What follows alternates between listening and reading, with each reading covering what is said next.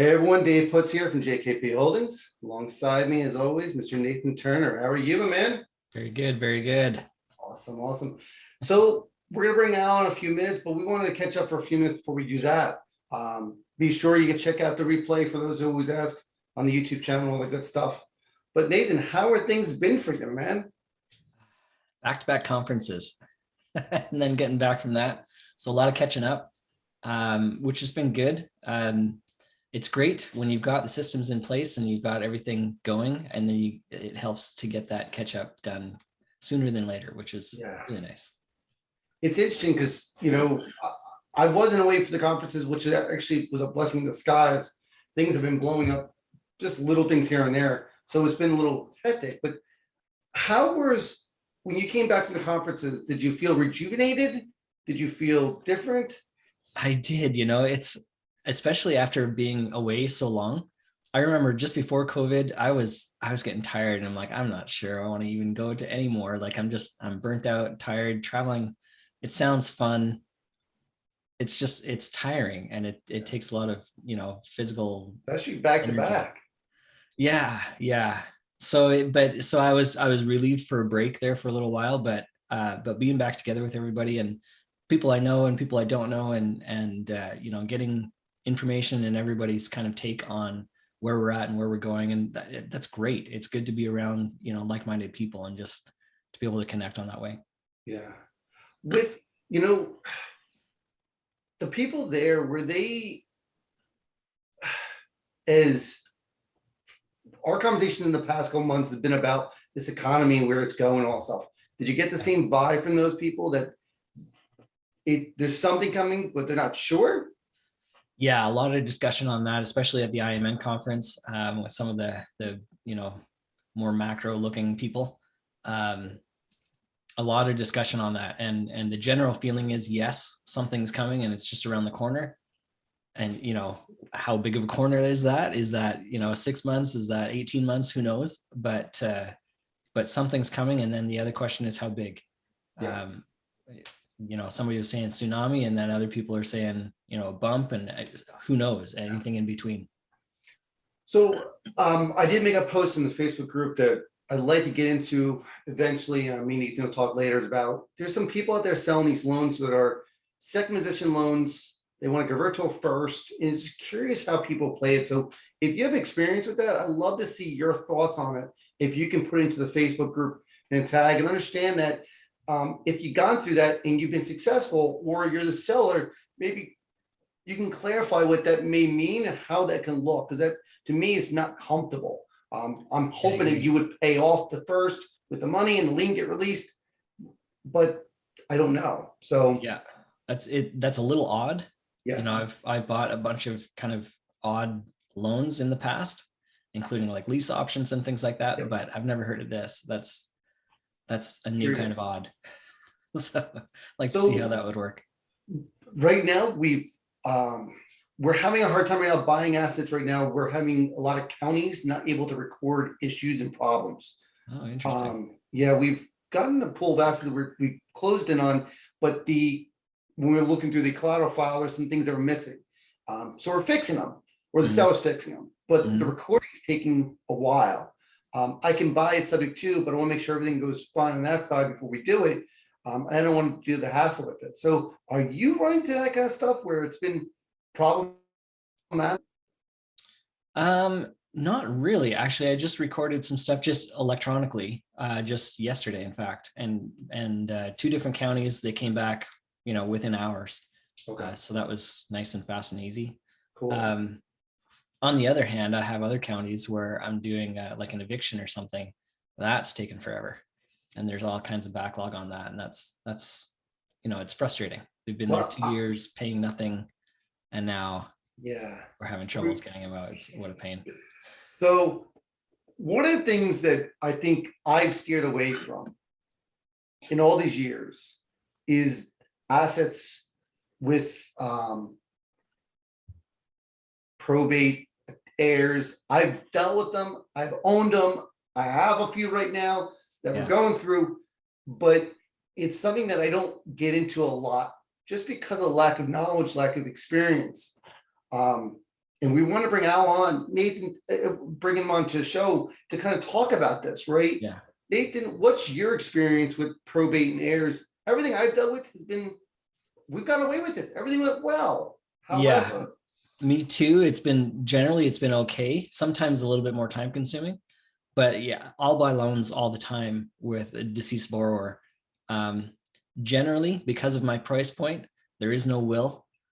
So we're having to kind of go through a process. In fact, I've got a couple like this actually down in Florida. Before I met Al, but I know Al's the expert on all things probate. So we wanted to bring him on and talk about what is probate and how does it work and how do you take advantage of it. So it's interesting, bringing Al on here is going to clarify a lot of stuff. Remember, guys, when we bring on people here, it's not just for you guys to know. We're learning doing this whole thing. So Al, welcome to me, Nathan's show, man. Appreciate you coming on. David, Nathan, thank you so much for having me. I'm glad we were able to schedule this, get it on the books. It was crazy too, because just 2 days ago, Nathan was on my show and I was learning all about notes for the first time myself. And I'm like, I don't know anything about it. I told the audience the same thing. I said, y'all, I got no idea what this thing is about. And we're going to learn it today. So I feel you when you talk about learning probate and breaking it down and learning all about it. So just want to say thank you both for having me, going live with your audience, and anybody that's out there that has questions, drop your comment below and share it, and maybe we'll have time to get to that. It's funny. I've talked to a lot of new investors, and this was something I didn't understand when I first got into is, what do you mean an attorney doesn't understand the investment side? They're attorneys. They know everything. And what you learn over time is they knew how to be an attorney. They don't understand the investment side. They don't understand how it plays in. They know how to work the deal on the legal side. When it comes to anything else, they're lost. The investment world is different, right? We could tell you about personal liability on a note, a security interest, and who can sign or maybe do the deal or the transaction at a closing. But when it comes to how you can generate cash flow and generational wealth through note investing and through being in first position on a deal, they don't teach you that in school. They don't. I mean, you don't even learn that in the first 2-3 years you jumped into real estate. Like, it's only when somebody presents you with an opportunity or a potential deal and they say, "Hey, we're not trying to buy the property. We're actually trying to be in first position on that mortgage." You're like, what? Like, what is this? And that's when the reality sets that, there's law and there's the legal world, but then there's the investing world. So, great point, David, about there's really two different worlds, and it can help learning the legal world and seeing other people do the investing side. So you can kind of see strategies and ideas, but definitely two different worlds. Yeah. So let's dive right into this whole world. What is probate for? For those who are like, I'm not afraid of probate, I don't even know what the word means, right? What is probate? Okay, so basics, and we can leave it to the real estate world, but we can also bring it up in the brokerage account, the bank account, car world. But the basic idea is somebody owned an asset. Let's just say they owned the real estate and it's in their name. It's in that person's name only. There's no magic language on deeds. There's no 2, 3, 4 people with magic language. It's like, let's just say there's somebody that owns a piece of property in their name, and there could be other people on it, but go with me on this, right? They own it, they die. Now, in order for that person's interest to transfer to the true heirs, whether there's a will or no will, there's a paperwork process that goes through court, moving it over to the true heirs, whoever they are. That process is probate. That process of moving the title of what that person had to those heirs is probate, bottom line. And then where it gets interesting, I'm sure, is where there's no will, and then there's several potential heirs, and they get all in kind of, some kind of a battle on who gets what and how much and all that kind of fun stuff. Oh, I got stories about that. I mean, I got PowerPoints for days on that. The wills wills and no wills, and we can dive into that. I'm only in Florida for those that are watching. So in the Florida market, wills don't avoid probate, right? A lot of people think that just because you have a will, okay, great, now we don't have to go through that paperwork process. You actually still do. And sometimes it gets trickier with wills, because sometimes somebody will do a will and they won't just leave it to people, they'll leave it to a trust. And then there's beneficiaries of a trust, or sometimes they don't know where the trust is and it becomes crazy and wonky. And how do you get around that? Or sometimes in the will, they'll leave it to 5 of the blood children and then 1 stepchild. And now it throws everything off about, what kind of probate, how do you do this? How do you overcome it? And then of course you get people that say, dad didn't want you to get it. Mom didn't want you to get that. And then you get in a tussle with things. So, sometimes no will actually ends up being pretty much simpler. Sometimes it can get messy when there's 8 kids ever, and the will should have left it to 2 or could have left it to 3, but because of no wills, 8 kids, and it can kill the deal. We can dive into stories, but the world of probate is a lot simpler and more streamlined than I think a lot of people have ever understood it, at least in my world, especially in real estate. So when probate happens, right, we have people who pass away and they hand things down and they go through the probate process. For us as a lender, what can we ask the borrower for to confirm probate's happened? And what should we collect to ensure that everything's in a row in the deal? Or what should we have as the lender have in our file to show the fact that this is transferred over? Well, one of the things you're looking for is the court orders, right? So the court orders in probate actually transfer over the interest. And so once that order is signed, now the heirs have the title to the property, and then technically they can do a mortgage with you, or some kind of note arrangement with the lender at that point, because how it's just like title insurance on a mortgage side. Do you even want to get into it if you don't know who all the heirs are, and that could back up your loan later in case of a default? So the order that you're looking for is that. And then also you get these bigger probates sometimes where there's like the executor or personal representative, and sometimes they're able to either refinance or restructure the deal on behalf of the estate if it's beneficial, right? So there's different things along the way that you'd be looking for, like those court orders. But ultimately you can't really do anything until you get those. So again, another kind of wrinkle in our world is, let's say, so the borrower was on title and then passed away. Still nobody's paying on that mortgage. So do we have to wait until probate is done before we can even start a foreclosure?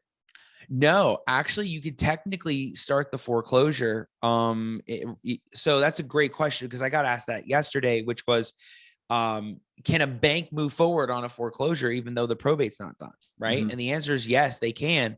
It's just in the foreclosure, you're naming the estate, and then you're having an investigator do due diligence to try to find all potential heirs, to try to serve them, because now you're trying to extinguish them out of an interest or right that they have. So you can move forward on a foreclosure. You're just naming the estate. Now, in the meantime, if all of a sudden one of the heirs came up and said, hey, we need to do probate. No. We want to make sure that we have a buyer. Let's just say you all had the loan with the deceased. And let's just say they're able to procure a buyer who's going to make you all whole, and they're going to make money off the transaction. Sometimes those are the best arrangements, when you can potentially line them up with a buyer, so you get the money back that you've paid, all the principal and interest on your loan. I mean, it's no different than a bank, with a mortgage, right? You're doing that with your notes and your mortgages.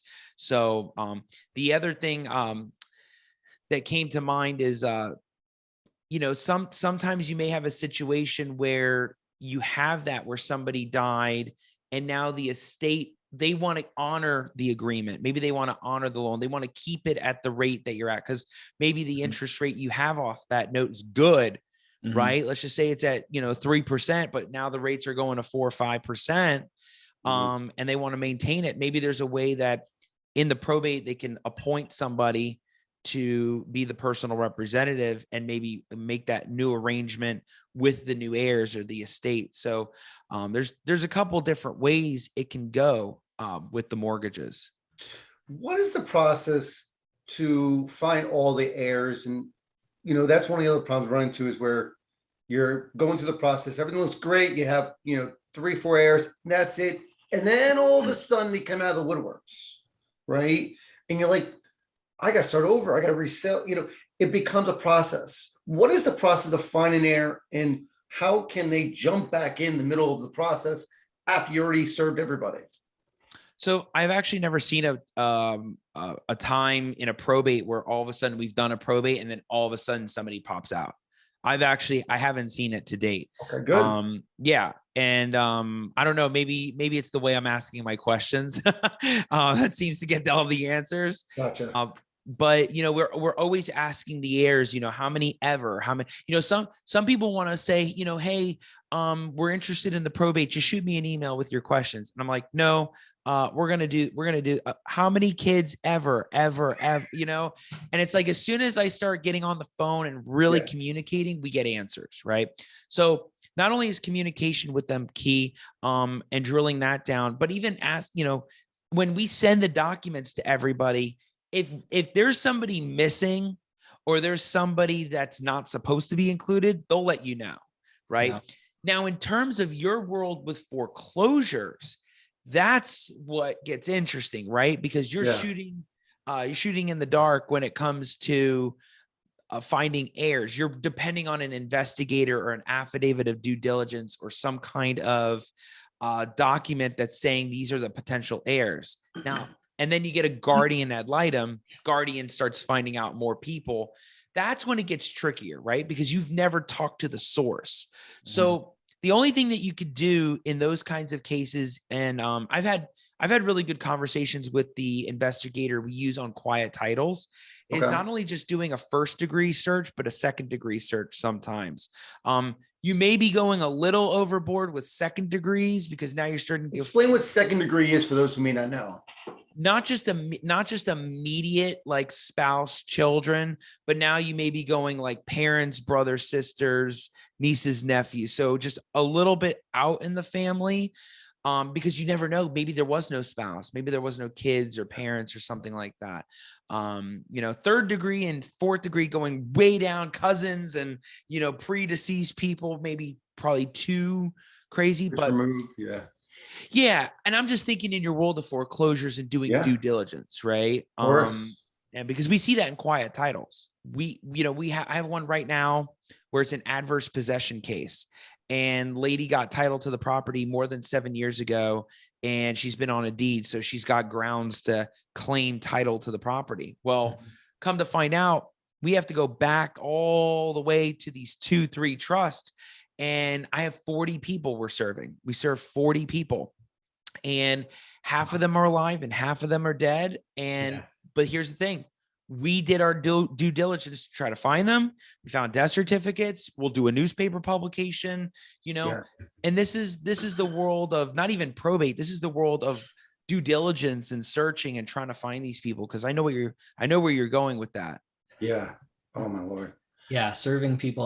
I've had that before where we thought we'd served everyone, and then all of a sudden there was somebody else that we didn't serve or something like that, or the court said, no, you didn't serve properly, and so we had to go back and do it all over again, and it's a huge pain. So if you can get it right the first time, it saves you just a ton of time.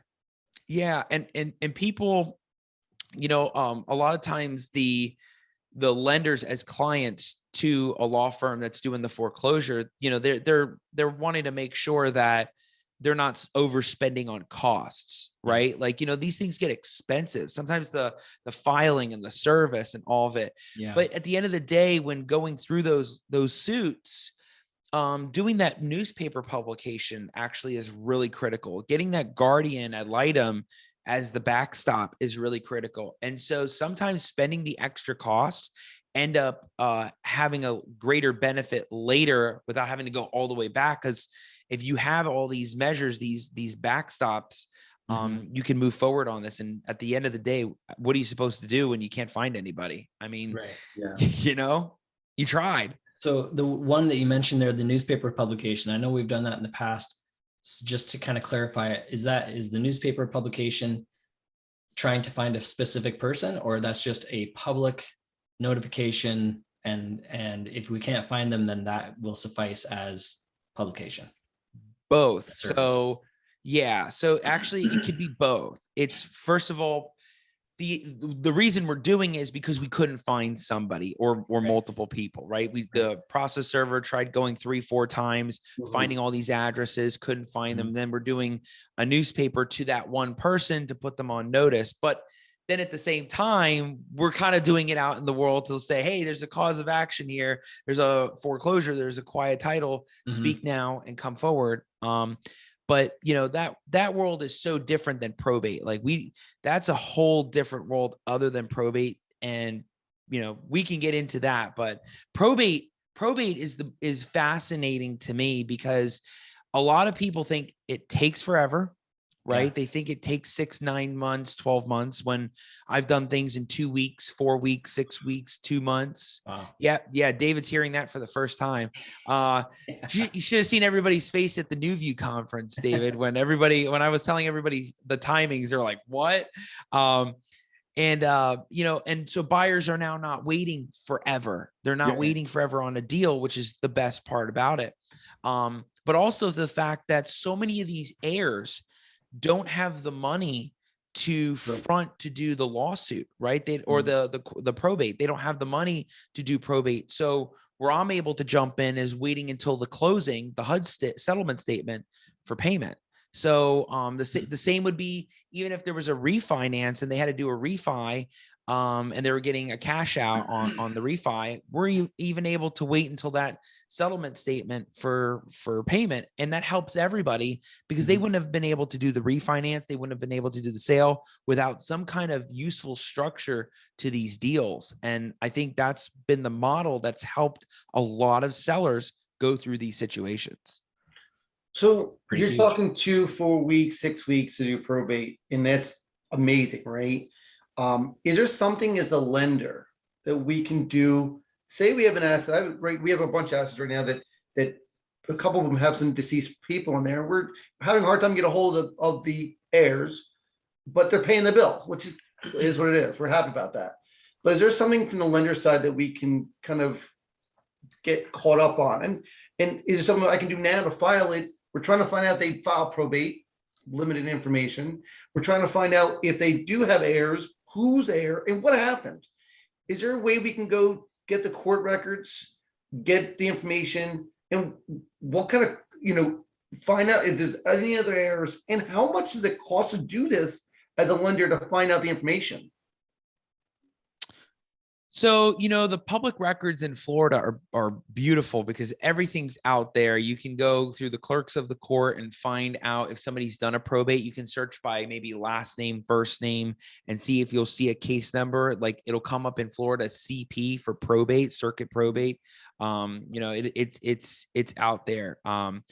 And I think one of the ways that you can find it is through those mediums.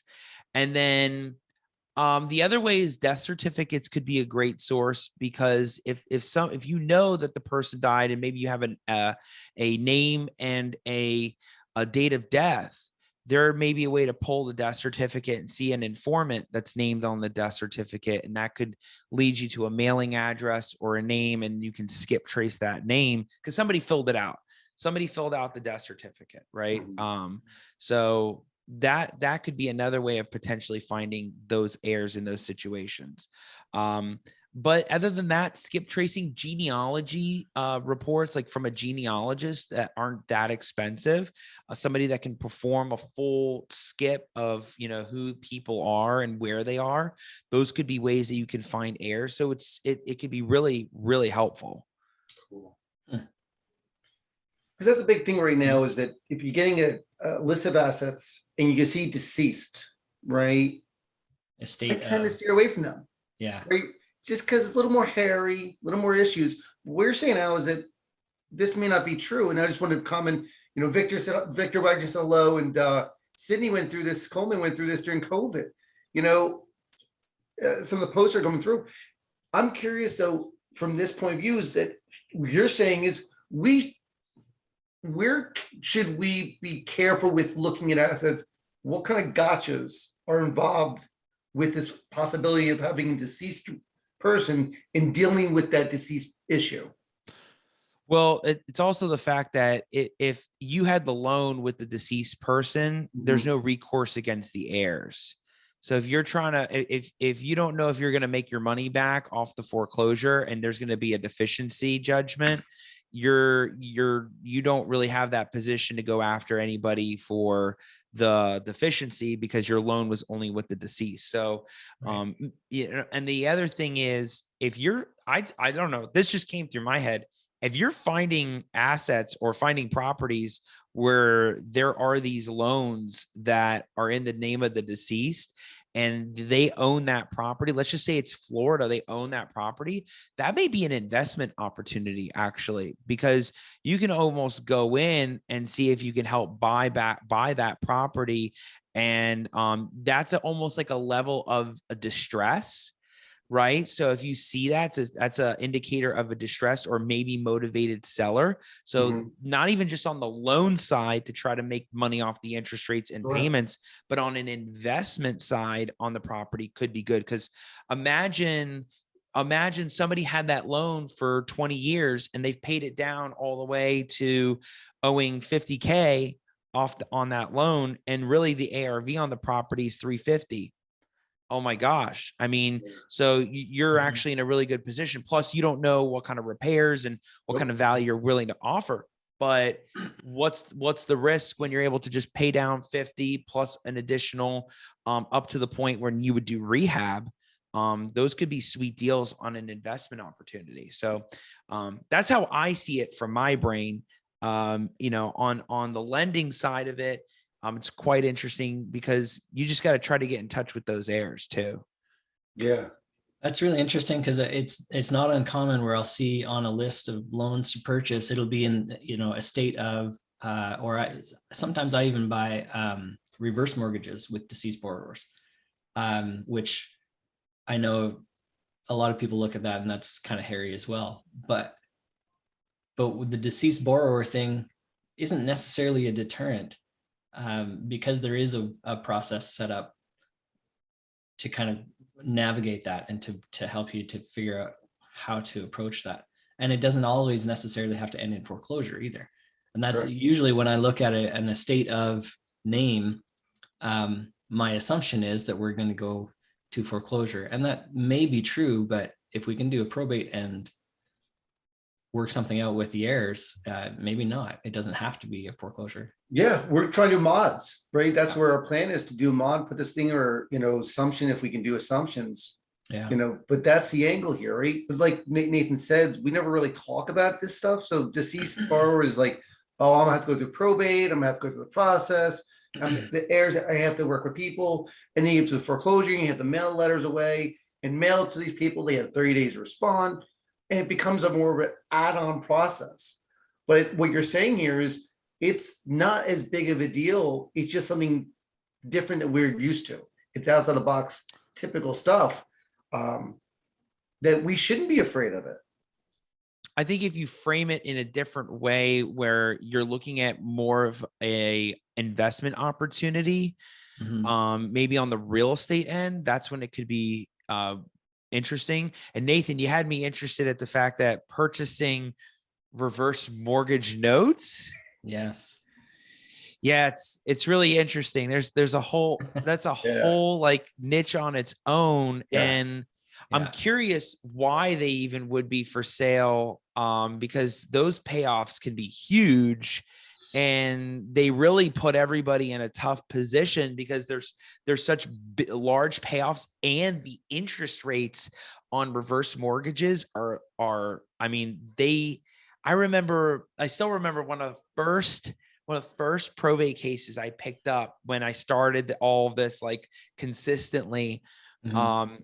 Was the beach property where there were these four children ever, and one of them was a holdout living in the property. But at the time they saw me, the mortgage payoff was 425, Mhm. and the property valued that anybody was able to want to buy it at was like 500, 525.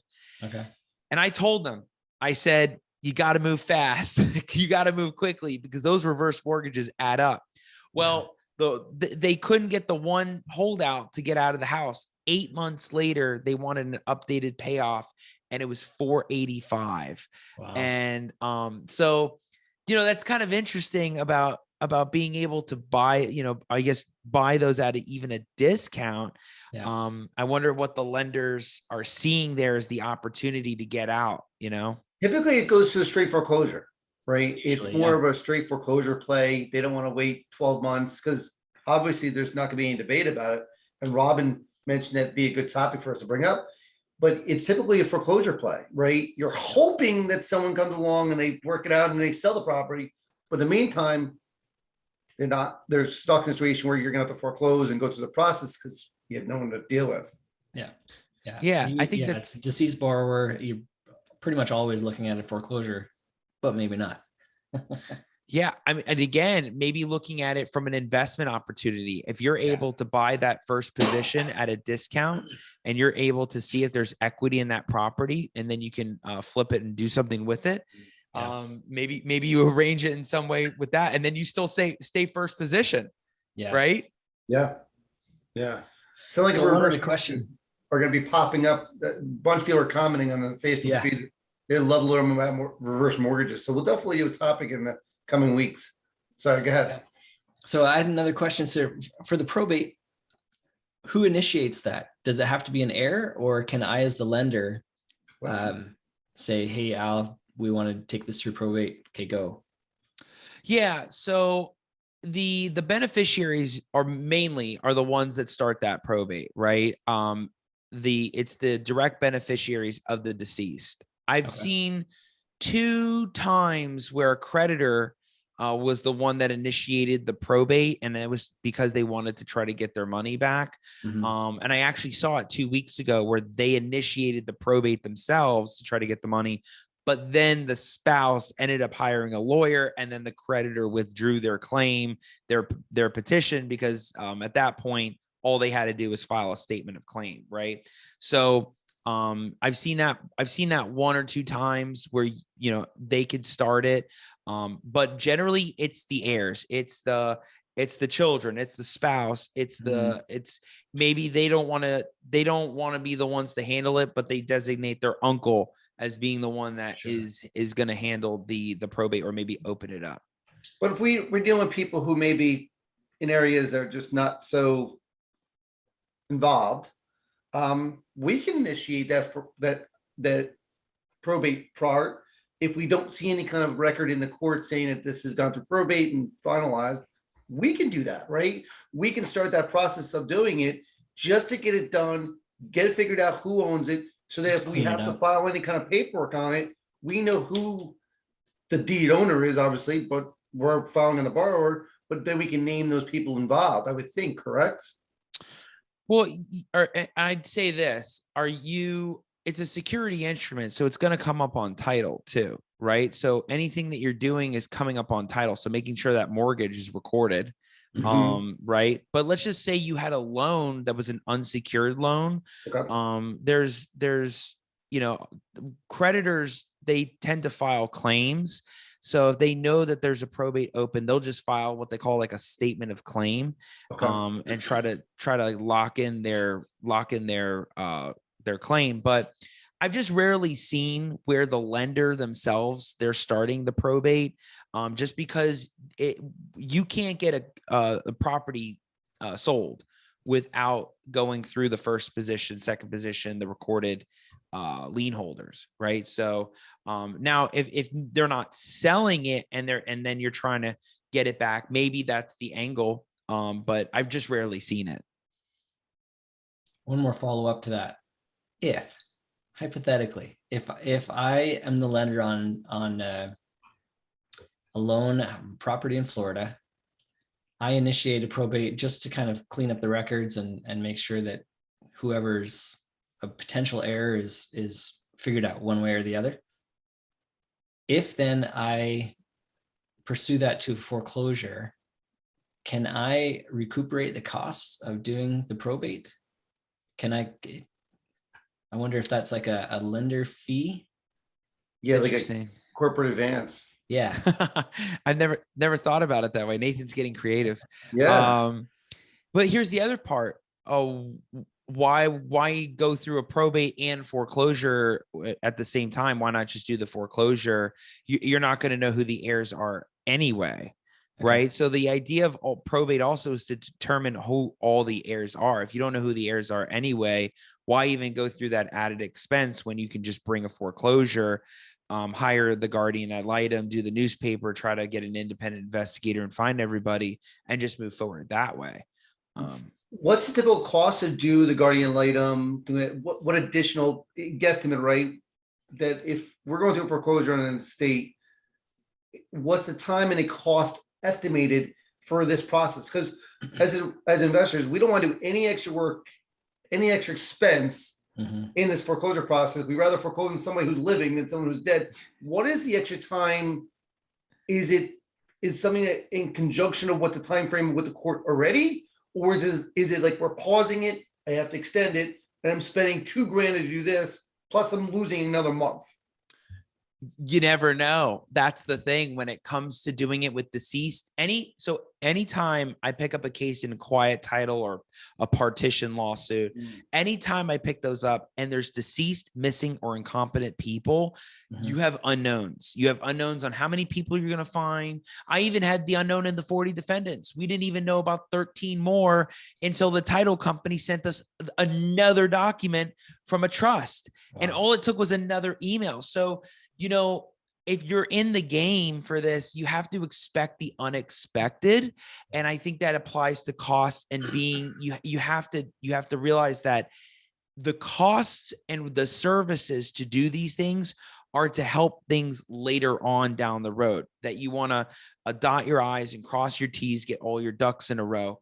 But, I always say when you're getting in the game of those quiet titles or even foreclosures, I'm sure people have seen, they could end up being 3,000, 6,000, 9,000, maybe, uncontested, even higher when you have those deceased people, because, guardian ad litems in Florida for doing those cases could be $400. Opening the court file could be $400.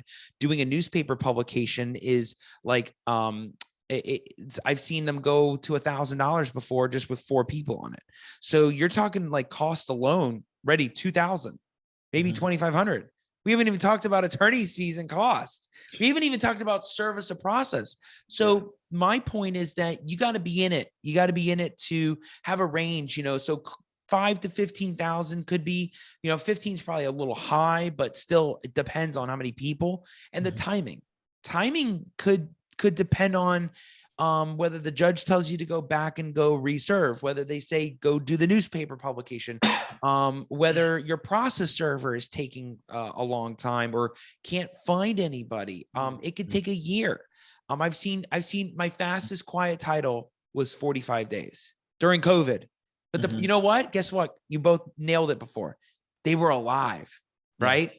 The longest one that's ever taken me on a quiet title has been 1 year and 2 months, because everybody was deceased and there were like 9 kids, 10 kids, and one filed an answer, never heard back a thing. And of course that changes everything, because now we got to set it for hearing, and it just changed everything. But the world of due diligence is important when it comes to all of this stuff, whether it's asking who the heirs are, or even on the foreclosure side or quiet title side, because you got to get as many people that are known that you can find, so you can move forward. And I totally agree with you, right? But if I'm looking at 10 assets, right, and 2 of them are deceased, and one asset may have $20,000 balance on a loan, and I want to estimate my foreclosure costs in this situation, I understand we don't know, but if I'm looking at a $20,000 balance on a loan, am I really going to sit there and pay an extra $5,000 on top of the 6 for foreclosure and being into it for $12,000 on a $20,000 note that's probably going to sell at auction for, you know, 25. Maybe not, but that's why I'm thinking that you look at it at a different angle of a real estate investment. Yeah. That way you're not spending that kind of money if you can find the heirs on a foreclosure or something like that. If you can find a way that you can actually buy the property and make that person whole, make yourself whole, right? So if you're buying that, let's just say you're buying that note or debt at 50,000, but you know there's a ton of more equity, and now you're not only buying the debt as a first position, you're buying the property. Yeah. I mean, so maybe that's a key on this whole situation, right? If we can buy deceased property, deceased borrower's property from the heirs, and remove our first position, it's always a golden parachute. Yeah. But we're hoping that that person is competent and is okay. I mean, I have the deal, one of our deals in Alabama, the property worth $170, right? My balance is less than 30 on it. So, you know, I'd love to go to there and go, listen, I'll buy it and rent it back to you for less than you're paying me a mortgage payment. Right. But the problem is that I don't want, you know, a lot of this stuff is I'd buy it to flip it. Right. I don't want to rent it to the heirs. I don't want to do anything. I don't want to be the landlord on the situation. However, yes, you're absolutely right. Because you know the borrower situation, you know the heir situation. Hey, listen, why don't you sell the property? Why don't you sell it to me? Right. And make the deal happen and we go away. Everything's good. But at the same time, they can sell the property. Right? Sure. They could absolutely, you can line them up with a buyer. And what I'm thinking, David, is even if you're the one that's seeing it from an investment angle, even if you're first position, you don't even have to keep it. You can assign it out. Yeah. I mean, that's what's crazy about it, assigning it out. And then you, not only do you collect on your first position, you collect on the assignment fee. And now you just made more off that than you did holding it for 5 years, maybe. Yeah. Yeah. Interesting play. For those who are listening, I definitely think that people are going to start looking for, you know, estate sales and going, all right, Facebook, who is this person? Who is their kids, right? Hey, please don't go on social media and try to find people's heirs before you bought the note. Please don't reach out to these people. You don't own anything, right?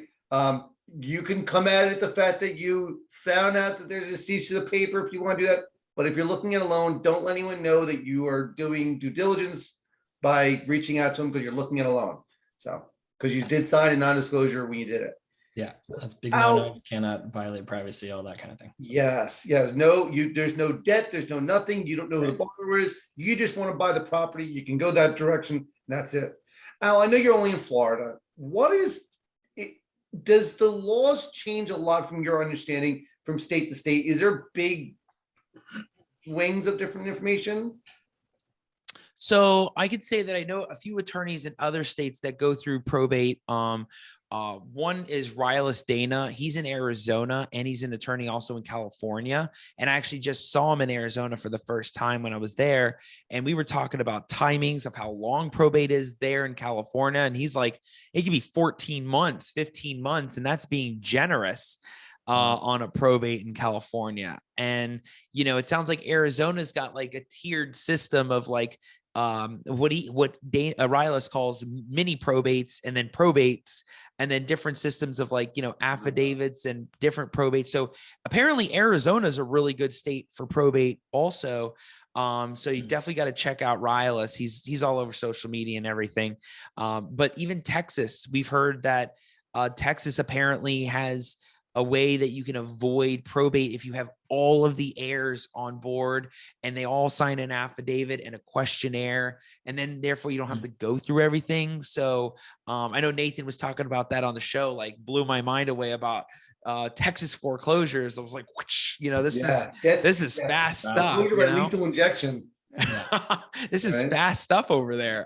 So you know, there's a couple people that are doing you know, interesting things in Texas in that market, but North Carolina too. I've heard that if it's been more than 2 years date of death, that you don't have to go through the whole probate thing. So every state is different when it comes to this. You just got to really connect with professionals that know what they're doing in that state, that don't even just see probate, they see the real estate too. Yeah. right? Like I don't look at it as just probate. I see a closing, I see a mortgage, I see options, I see weird and different stuff daily. Gotcha. With That's that, important. you know, so probate, yeah, Robin's coming in here that, you can avoid probate in Texas. But Texas is one of the worst when trying to find their heirs. Thank you, Robin. Yeah, I can imagine, especially with just what's going on in Texas, everything else. There's a lot of stuff going on there. Cindy commented on our LinkedIn feed that she had a Wisconsin probate with 5 heirs, and it costs about $3,500. She foreclosed the time, but the process took about 18 months, and the holding cost killed her. Yeah. So, Yeah. yeah. Now you So- understand that why when I tell you probate's quick and it can be a faster process, it's more worth it in markets where you can do it faster. Yeah. Yeah. So So- do your homework. Hopefully, Cindy, you're able to, maybe you didn't try the angle of reaching out to heirs yourself and see if you can buy it. But if you did, please feel free to comment and let us know, because that's definitely a great angle if it's available. If you're stuck in that probate circle of what you got to do, and you can't sell a loan, I can imagine the fact that not only the cost of the probate, but the holding cost of finding the heirs, serving them, making sure the process is done. But I'm sure COVID didn't help at all there. So, Interesting. it sounds like state to state's a big difference. Is there a way for us to find out? Is there a kind of national guide to probate? Because foreclosure, there is the Fannie Mae special list of costs that we pulled out. Is there any way of doing it nationally to find out what the rules are from state to state that you're aware of? No, but that's very interesting. You brought that up. I can almost imagine kind of like an overview of what probate's like in other states, but I not that I've seen. I think it's just a matter of really connecting with attorneys in probate and what's going on in their states locally. Because I've heard things in South Carolina it's another really good market there. But the creditor period there's 8 months, as opposed in Florida is 3 months, and then you have break down what you just said again, because I see some comments asking what that meant. Say that again. What's 8 months? So the creditor period, when creditors can make claims when they do the newspaper publication in a probate, I think in South Carolina, I think it's 8 months if I'm not mistaken. But in Florida, it's 3 months. So, they get creditors get 3 months. Once that newspaper's running, they get 3 months to make their claim, or they could be forever barred from making a claim. So that's a huge thing, right? Because different states time frame. I gotta look it up and see if we can figure that out, because if one state's 12 months, probably Chicago, right? It's 12 months to find things out. It may not be worth it to buy in that state when it's a deceased borrower if probate, that time period of them responding, is 12 months. That's ridiculous. That's a long time to hold, pay property taxes, corporate advances, insurance. Yeah. Well, here's the other thing is that when it comes to loans, though, there's security interests. So they're not going away, right? Mm-hmm. If that's a security interest on that property, that's, at least in Florida, that thing's going to stick even 5 years, even for 4 years, even after that person died, right? So that's not going away. They can't sell that property without satisfying that mortgage. So even if there is a creditor period, when it comes to security interest, though, that's where having those documents recorded plays a big role. That's why mortgage companies have that, right? Or if it's a judgment lien, the judgment liens get recorded, right? So that they try to sell, even if it's been more than 2 years. Because, fun fact, David, in Florida, creditors, Visa, MasterCard, Home Depot, Comcast, Phillips and Cohen's clients, all these people that have claims have 2 years to make claims. Wow. Or forever they're out, right? But there's exceptions to federal tax liens, mortgage security interest, major improvements to the property. What's a major improvement? A security interest and or claim of lien, right? See, there's different ways that people secure their interest in those properties. Let me make sure I'm clear. I understand what you said before. The lender time period is that if the lender puts out the fact that we're looking for heirs in Florida, and that heir shows up 4 months later, they don't have any room to move forward, correct? Or is that different from my understanding? Other way around. So it's in the probate. It's when the Gotcha. heirs are opening up the probate, and the heirs are now initiating the probate process. And then, you know, when they have to do the newspaper, Gotcha. and put any creditors on notice, like MasterCard and Visa, any unknown creditors, there's Any known and response unknown. time. Right. That's the period of Gotcha. time to allow David and Nathan on an unsecured debt to come forward and make a claim, or you could be out. Is there any, the way I'm talking, there's anything out there that says you have 30 days to come forward if you're an heir possibly? What is the time frame in Florida where we post it out there? Can they ever show up 5 months later and say, hey, you know? Or 5 years later or something weird? Yeah. Yeah, you're what you're talking about is on the foreclosure side when you're doing due diligence to try to find those heirs. Yeah. You know, it's possible. I remember what the exact time frame is, but it's possible, especially if they were out there and everybody knew that they existed. Maybe they can unwind it in some way, but it may be too late by then. I think it just depends on timing and facts and circumstances about how they could have been found or what resources were out there to find them. But, you know, what you want to do, your biggest takeaway is there's two worlds, right? There's that foreclosure world, which is the lender's diligence in trying to find heirs to move forward on a foreclosure. Then there's the probate world, where probate is just going through the process of transferring what they had to the heirs. So now that they can sell it, you know, convey it, do what they want with it, but now they got title to the property. And in that probate, if there's, let's just say date of death is less than 2 years and there's known creditors, we're doing formal notice to those known creditors and they get 30 days to respond or they're out. Gotcha. So our brains are on different levels, but you can kind of see that there's kind of similarities to both worlds on searching, doing due diligence, whether it's for heirs on the foreclosure side or creditors, but moving the process forward on probate. And it's a lot easier than people think in the probate world. Interesting. And before we got on the call here, we were talking about it's just been really busy for you. Just the last couple of months, it's just exploded. Oh, yeah. And you're saying you see that continuing. Yeah, 100%. So, you know, last September, October, you know, well, let me just first say today officially marks 1 year I've been on my own, having left the firm. Oh, wow. So yeah, nice. Today is the first day of a brand new year 2, right? And when I had first left, it was busy. It was, you know, it went through its waves. But then sometime in September, October last year, I had like 15 calls in like 2 days. And then November picked up too. December got quiet. January got quiet. But in the last 2 months, it has exploded.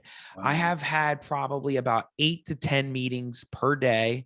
With probates, possible probates, quiet titles, crazy situations. It has definitely, the market's only getting crazier. I mean, I'm also really good about, you know, how I'm out there and doing things. So maybe that's helping too. But at the same time, I'm noticing there's a lot of probates happening. There's a lot of different things going on. And like we were talking about, I think this is only beginning with the amount of people that moved into Florida in the last 2 years. I think there's going to be, you know, I talk about stats on my PowerPoints and how, you know, a third of the market by 2037 is going to be like baby boomer probate properties all over the place. Well, those were 2019 stats. Wow. What does 2022, 2023 stats look like? Is it going to be like, you know, 40, 45%? Yeah. I don't know. So we're heading into an interesting time in Florida when it comes to people buying properties, people moving here. You know, they're from their other states. They never had to go through this before. It's going to be new experiences. It's going to be a different time. I think a lot of things are going to shift a lot. So a lot of room for opportunity. So that's oh yeah. And just, you know, the more you know, the more that you're educated, the more you can start to see some of these opportunities coming up. So that's pretty fantastic. Well, yeah, people buying land and now building on it instead of buying existing structures. Right. So a lot of developers and builders maybe just going after land now, because if they know they have a construction company, they don't need to buy existing, and they can actually save a lot on the cost and the premium by building it themselves. Yeah. Huh. That's fascinating. A great topic to talk about. It is interesting, isn't it? Yeah, because I'm thinking about, why is probate jumping up right now? What is happening? Is the courts opening up more? Is it people just doing more things? Or people hiding dead bodies for a couple of years? Like, the prices are at an all-time high. And I think that finally the heirs that have been paying the taxes for 20 years, 10 years, 5 years, they've realized, number one, they're done. Number two, if they sell it now before interest rates go up and inventory increases, they're going to make a ton of money off that property, or way more. There's more people that are wanting to buy Florida property than ever. So I think the motivation is there more. But now because of that, they thought, oh, we've been doing this 10 years. We're good. We're good. It's like, no, you're not good. You still got to go through this probate process because nobody took care of it beforehand. So all these sitting properties that have never come to the surface that need these probates are coming there because now they're motivated to sell and didn't realize we got to go through it now. yeah. So we did a question. It was, would you say not to worry about buying notes with heirs? And how does someone find a good lawyer to help with the probate process in that state of the asset? I presume you're working with an attorney in that state that the property is located. How does someone go about finding an attorney, the probate attorney for that state? Yeah, as it relates to the notes and whether good purchasing ones with deceased, I think that all depends on your strategy. I think that depends on your, because again, the way I'm seeing it from that angle is the opportunity to try to buy that property as opposed to maybe getting in on the debt, because again, it doesn't get paid. You have no recourse against those heirs, at least in Florida. Maybe it's different in another state, but if they're not on the note, no recourse against the heirs. Yeah. So, how are you going to collect in the event that you're not able to get your money back? And then for those who are not sure what we're talking recourse, if an asset gets sold at the auction and you didn't get fully collected on your balance alone, and there's still money owed to you, you can file a judgment against whoever the borrower is or the person on the judgment on it, and you put a judgment on them. Typically, if a person has no money, they're kind of judgment proof, right? So they're kind of stuck. So as much as we all talk about it, not many people do it because there's lack of funding. That person's foreclosed on because they can't afford anything. So usually judgment doesn't really help. But yes, you could definitely file deficiencies on somebody who may have passed away and gave it to their rich brother who now owns this property and gets foreclosed on. You can go after it and you put a judgment on them. I've never done that. Have you ever done that? No. Yeah. No, we're going to do it in North Carolina, and I think we filed something wrong, I think, a while back. Just haven't. Yeah, I've used it as leverage to kind of incentivize a borrower to cooperate with foreclosure, but that's the only time I've ever used it. That's not what I'm after. That's not what I based my purchase on. So it's not something I'd look at. Yeah, cool. Well, Al, before I let you go, I know Nathan, we were discussing before the call, so we kind of know a little bit of your answer here. But go ahead, Nathan. Yeah, what do you see going forward here? Like we were talking a little bit about before about foreclosure tidal waves coming in and that kind of thing. What's from your perspective, what do you see coming up? Where is the market heading? Yeah, I think a lot of people are trying to find different angles to distress properties instead of, and going more direct to seller than ever. Mm-hmm. It's hard to say. we don't know when the Fed's going to raise the rates and how that's going to affect everything. We don't know what the supply chain, food chain supply is going to look like, and how gas prices rising are going to affect things. I mean, if I had a guess, it's going to have people spending less, meaning, maybe more inventory, and maybe they're going to have to shift their strategies to pay their loans instead of traveling around so much. And remember, when gas prices go up, airline prices go up. So are people going to be traveling more? I waited a week to buy my tickets we're flying out, and they went from $200 to $700, and I'm like, oof. Holy! And just because I was busy, and I looked today, I'm like, oh my god! I'm like, do I just wait another week and hopefully it goes back down? Holy god! Sure, yeah. By the way, we're speaking we'll be speaking in Vegas together, me and Nathan. So I was buying my tickets last week, got distracted. Yeah, flying from Philly to Vegas for May, and I was shocked at the price when I'm like, I'm gonna wait a few days because it can't get much worse. I mean, can it? Right. I don't know. You never know. And actually, that may be a steal. 700 may be a steal right now. That's kind of like how hedge funds are treating properties in Florida. They're like, we'll pay 1,000, right? But they're paying 1,000 because they know the top is 2,000. I mean, so there's so many things that are happening right now in the Florida market, and I think I've just noticed a lot of areas that used to be. They were hot. Now they're extremely hot, and people are trying to target areas that are going to be the next place, the next thing. And they want to get more involved in probate. They want to get more involved in figuring out these creative strategies around it, because the ones that are creative and the weird are the ones that people don't want to touch. Yeah. We look for hairy loans. Yeah, we live on those to make sure that, like this, right? Deceased loan is often something people avoid out of lack of knowledge, lack of experience. But I am curious about looking up these kind of things and seeing when timeframes are, because that makes a big deal. Obviously, Texas is a golden state for everyone. I think we all should follow their rules. But on the flip side, probate can be a problem. It could be a hassle, could be an issue, or it could be absolutely nothing. Or it could be an opportunity, and exactly different ways.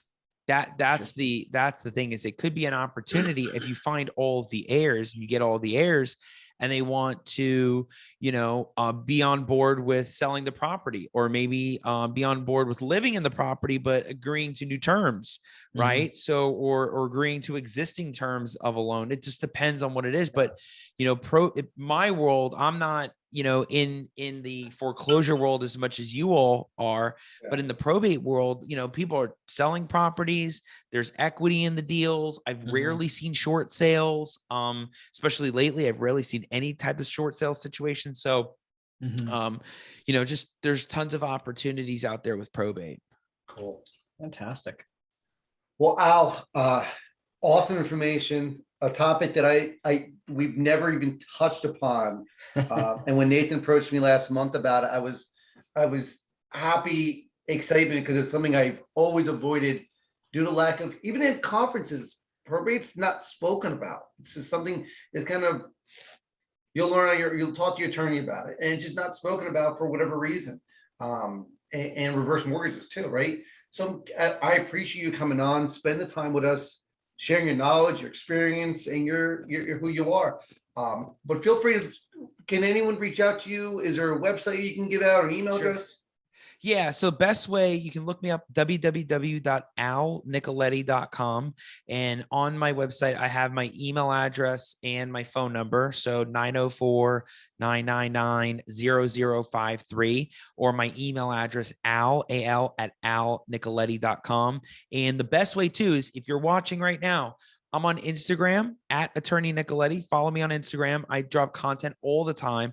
Find me on YouTube under Al Nicoletti. Hit the subscribe button, the bell, when I get videos that are posting all the time.